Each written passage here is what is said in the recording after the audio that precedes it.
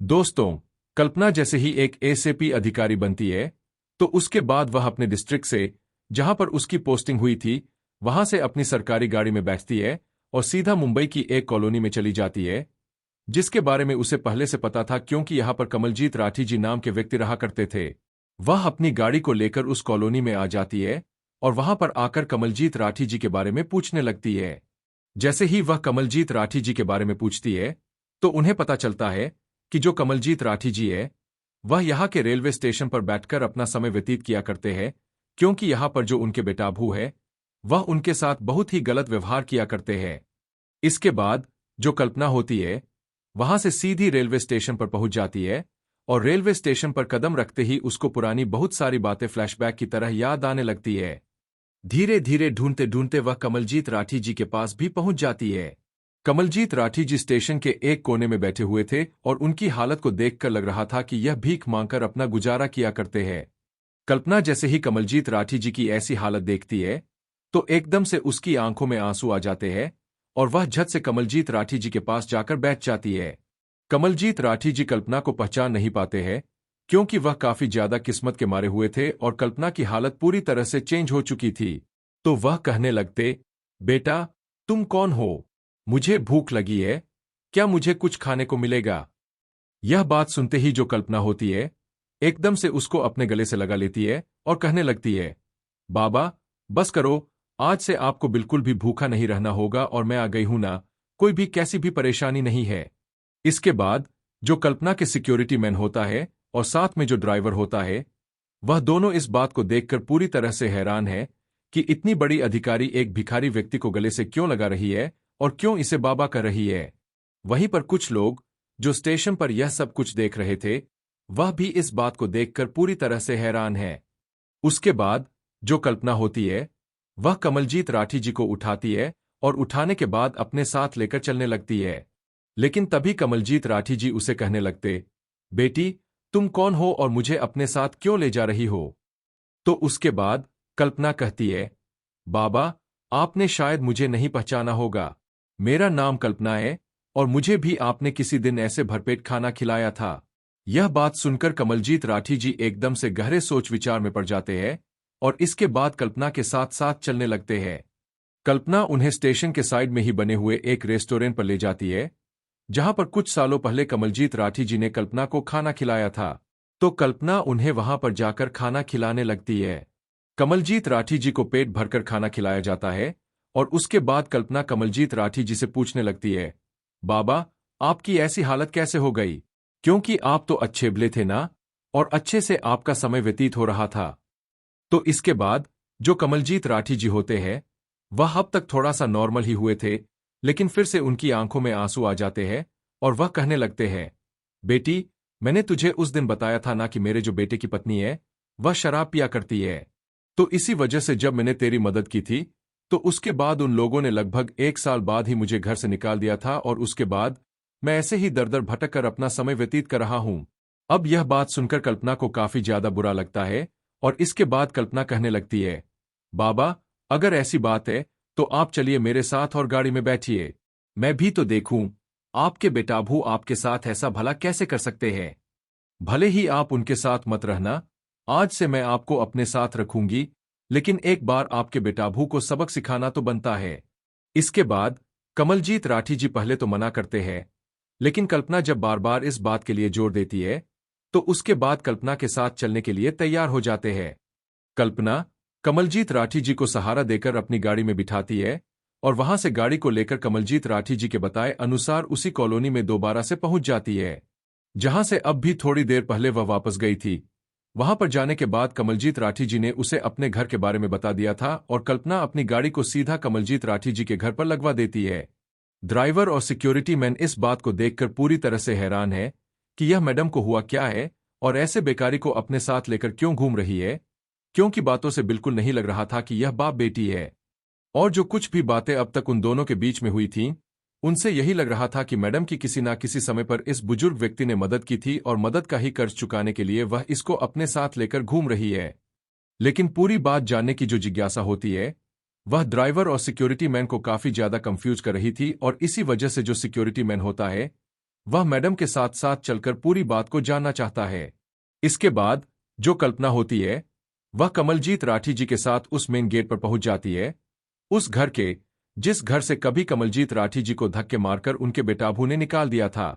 इस घर के अंदर कमलजीत राठी जी का बेटा गौतम और उसकी पत्नी शीतल दोनों रहा करते हैं। दरअसल कमलजीत राठी जी के बेटे ने लव मैरिज की थी और लव मैरिज करने के बाद वह अपनी पत्नी के साथ इस घर में रहा करता था और पिता को भी संग रखा करता था। लेकिन जो गौतम की पत्नी थी वह शराब पिया करती थी और उसके बेटे को इस चीज से कोई भी फर्क नहीं पड़ता था। इसके बाद फिलहाल जो कल्पना है वह दरवाजे की घंटी बजा देती है और अंदर से कमलजीत राठी जी का बेटा गौतम दरवाजा खोलता है। दरवाजा खुलते ही जो कल्पना होती है उसको दिखाई देता है कि अब फिलहाल भी जो कमलजीत राठी जी की बहू है वह अंदर टेबल पर बैठकर शराब पी रही है और बेटे ने जैसे ही दरवाजा खोला है तो वह उसकी तरफ बड़ी अजीब निगाह से देख रही है। इधर जैसे ही गौतम कल्पना को पूरी ड्रेस में देखता है और साथ में सरकारी गाड़ी और सिक्योरिटी मैन को देखता है तो वह भी एकदम से डर जाता है और कहने लगता है कि हाँ मैडम, बताइए आपको क्या काम है और आपको किससे मिलना है। कमलजीत राठी जी अभी साइड में ही थे, यानी कि अभी तक गौतम को कमलजीत राठी जी नहीं दिखाई दिए थे। लेकिन तभी जो कल्पना होती है वह कमलजीत राठी जी को आगे करती है और कहने लगती है, क्या आप इनको जानते हो? लेकिन तभी गौतम कुछ बोल पाता। इतनी देर में अंदर से जो गौतम की पत्नी शराब पी रही थी वह कहने लगती है, हाँ मैं जानती हूं इस बुढ़े को, यह हमारा ही बुढ़ा है और हम लोगों ने इसे घर से बाहर निकाल दिया था। इसके बाद जो कल्पना होती है वह एकदम से घर के अंदर घुस जाती है और गौतम की पत्नी जो कि बैठकर शराब पी रही थी उसको एक जोरदार छांटा लगा देती है।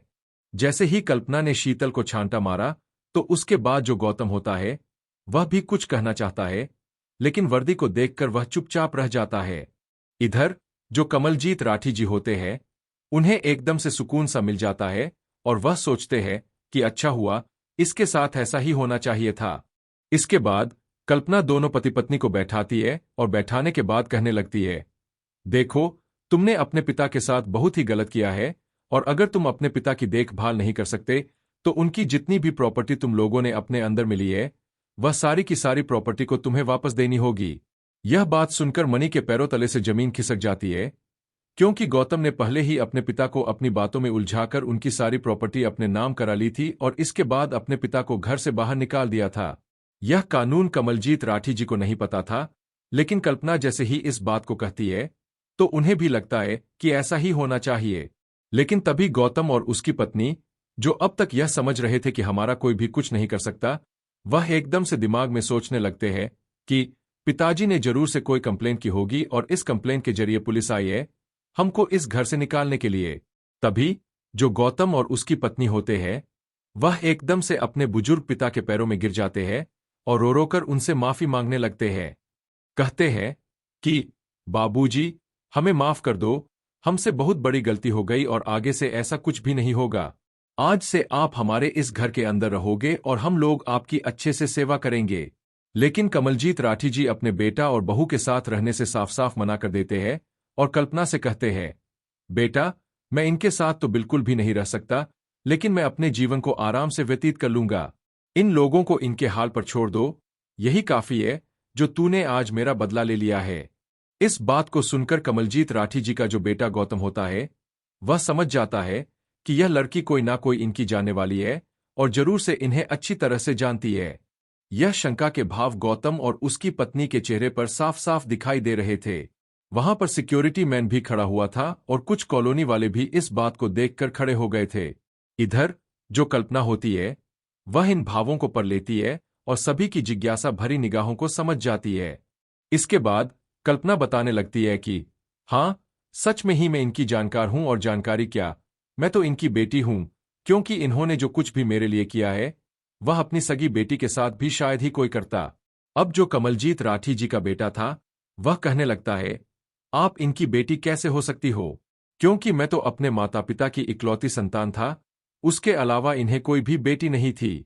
तो उसके बाद कल्पना उसकी तरफ देखकर मुस्कुराने लगती है और वहीं पर बैठकर उन सभी को पूरी कहानी बताने लगती है। वह बताती है, आज से 4 साल पहले जब मेरे भैया भाभी ने मुझे घर से धक्के मारकर निकाल दिया था और मेरा तलाक तो पहले ही हो चुका था, क्योंकि मैं पढ़ना लिखना चाहती थी और भैया भाभी अब मुझे पढ़ने लिखने के लिए पैसे नहीं देना चाहते थे। तो इसी वजह से मैं दुखी होकर इसी रेलवे स्टेशन पर पहुंच गई, जहां पर आज कमलजीत राठी जी मुझे इतनी बुरी हालत में मिले हैं। और वहां पर जाकर ट्रेन आने का इंतजार कर रही थी, क्योंकि मैंने सोच लिया था कि इस दुनिया में इस तरह से जीने से तो अच्छा है कि इस दुनिया को छोड़कर विदा ही हो लिया जाए। और यही सोचकर मैं वहां पर पहुंच गई थी, क्योंकि पिछले 3 दिनों से मैंने कुछ भी नहीं खाया था। और जैसे ही ट्रेन आती है और मैं उसके सामने जाने वाली होती हूं, उसी दौरान कमलजीत राठी जी, जो वहां पर ना जाने कहां से आए थे और किस लिए बैठे हुए थे, एकदम से मुझे पकड़कर उल्टा खींच लेते हैं और मुझे समझाने लगते हैं। यह सब कुछ देखकर मैं उनसे कहने लगती हूं कि आपने मुझे क्यों रोका। तो उसके बाद उन्होंने मुझसे कहा कि बेटी, यह सब कुछ जो तुम कर रही हो, वह करने की मैं काफी बार सोच चुका हूं, लेकिन मुझे पता है कि ऐसा करना बहुत बड़ा पाप होता है और यह बिल्कुल भी नहीं करना चाहिए। इसके बाद जो कल्पना होती है, वह कमलजीत राठी जी से वहां पर बात करने लगती है और बातों के दौरान दोनों एक दूसरे से अपने अपने दुख को साझा करते हैं। कमलजीत राठी जी बताते हैं कि आज से काफी दिनों पहले मेरी पत्नी की मौत हो गई थी और मेरा बेटा लव मैरिज करके अपनी पत्नी को घर ले आया था। लेकिन उसकी पत्नी शराब पिया करती थी और शराब के नशे में वह मेरा बिल्कुल भी आदर नहीं किया करती थी। यहां तक कि अब तो मेरी बहू मुझ पर हाथ भी उठाने लगी थी और मुझसे ही शराब लाने के लिए कहा करती थी। इधर मेरा जो बेटा था, वह अपनी पत्नी की हर बात माना करता था और अपनी बहू की हर गलती को नजरअंदाज करता था। उसने कभी भी मेरी तरफ ध्यान नहीं दिया। इसके बाद मैं गांव गया और वहां की एक जमीन को बेचकर अपने बैंक में कुछ पैसे डाल लिए, क्योंकि मुझे डर था कि ना जाने कब मुझे अपना घर छोड़ना पड़े। जब मैं गांव से वापस लौटा, तो इन्हीं सभी चीजों को बैठकर सोच रहा था और उसी दौरान मुझे तुम दिखाई दी। इसके बाद जो कल्पना होती है, वह भी अपनी पूरी कहानी बताती है कि किस तरह से मेरे पति ने मुझे तलाक दे दिया और जब मैं अपने भैया भाभी के घर पर रहने लगी, तो तलाक के बदले जो पैसे मुझे मिले थे, वे भैया भाभी ने अपने खर्च में ले लिए। लेकिन जब मैंने उनसे पढ़ने लिखने के लिए पैसे मांगे, क्योंकि मैं पढ़ लिखकर एक बड़ा अधिकारी बनना चाहती थी, तो उन्होंने पैसे देने से साफ साफ मना कर दिया और धक्के देकर मुझे घर से बाहर निकाल दिया। पिछले 3 दिनों से मैं दर-दर की ठोकरें खा रही थी, कोई भी मेरा सहारा नहीं था और घूमते घूमते मैं आज इस रेलवे स्टेशन पर आ गई थी, ताकि वह अपने जीवन को इस दुनिया से मिटा सके, और इसी वजह से वह यहाँ पर खड़ी हुई थी। अब जब दोनों एक दूसरे की बातों को समझ जाते हैं, तो कमलजीत राठी जी को पता चलता है कि कल्पना पिछले 3 दिन से भूखी है। इसके बाद कमलजीत राठी जी उसे वहां से रेलवे स्टेशन के पास वाले एक रेस्टोरेंट पर ले जाते हैं और वहां पर भरपेट उसे खाना खिलाते हैं। कल्पना खाना खाती रहती है, उसकी आंखों से आंसू टपकने लगते हैं, और इसकी पूरी कहानी को सुनने के बाद कमलजीत राठी जी समझ जाते हैं कि इस बिटिया को सच में ही पैसों की जरूरत है। अगर मैं इसकी मदद कर देता हूं, तो बहुत ही अच्छा होगा। इसी वजह से जो कमलजीत राठी जी होते हैं, वे अपने बैंक से 1 लाख रुपए निकालकर कल्पना को दे देते हैं और कहते हैं, बेटी, यह लो पैसे और अपनी जिंदगी को आगे अच्छी तरह से व्यतीत करो, अच्छी तरह से अपनी पढ़ाई लिखाई करो और पढ़ाई लिखाई करने के बाद अपने मुकाम को हासिल करो। अब पहले तो कल्पना उन पैसों को लेने से मना कर देती है, लेकिन जब कमलजीत राठी जी जिद करते हैं और कहते हैं कि बेटी, मेरी कोई बेटी नहीं है, तो मैं तुम्हें अपनी बेटी समझकर यह पैसे दे रहा हूं। जीवन में बस इतना याद रखना कि मुझे कभी भूलना मत, और जब तुम कामयाब हो जाओ तो मुझसे मिलने के लिए जरूर आना। इसी वजह से मैं यहां पर आई हूं, ताकि तुम लोग अपनी औकात ना भूल सको, क्योंकि जब चाहूं तब तुम्हें यहां से निकाल सकती हूं और अपनी प्रॉपर्टी को अपने नाम कर सकती हूं। केवल वकील से थोड़े से कागजात बनवाने की जरूरत है। अगर तुम लोगों को अब भी कोई आपत्ति हो, तो मैं पहले उन कागजात को बनवा ही लेती हूं और उसके बाद फिर देखती हूं कि तुम क्या करते हो। इसके बाद वे लोग डर जाते हैं और उसकी बात मानने के लिए तैयार हो जाते हैं। कल्पना कमलजीत राठी जी को अपने साथ अपने घर ले जाती है और वहीं पर उन्हें अपने साथ रखने लगती है। कमलजीत राठी जी भी एक पिता की तरह अपनी बेटी का ख्याल रखते हैं और इसके बाद उससे कहने लगते हैं, बेटी, अब तू ऐसा कर, तू कामयाब तो हो ही गई है, अपनी शादी कर ले और अच्छे से अपने जीवन को व्यतीत कर, क्योंकि घर के अंदर अगर बच्चे आ जाएंगे तो मेरा भी मन लग जाएगा। इसके बाद जो कल्पना होती है, वह मना करने लगती है और कहती है, नहीं बाबूजी, मेरी एक बार शादी हो चुकी है, दोबारा से मैं शादी नहीं करूंगी। उसके बाद कमलजीत राठी जी उससे उसके पहले पति के बारे में पूछते हैं और कारण जानते हैं कि किस वजह से इन दोनों को तलाक हुआ था और यह दोनों एक दूसरे से अलग हुए थे।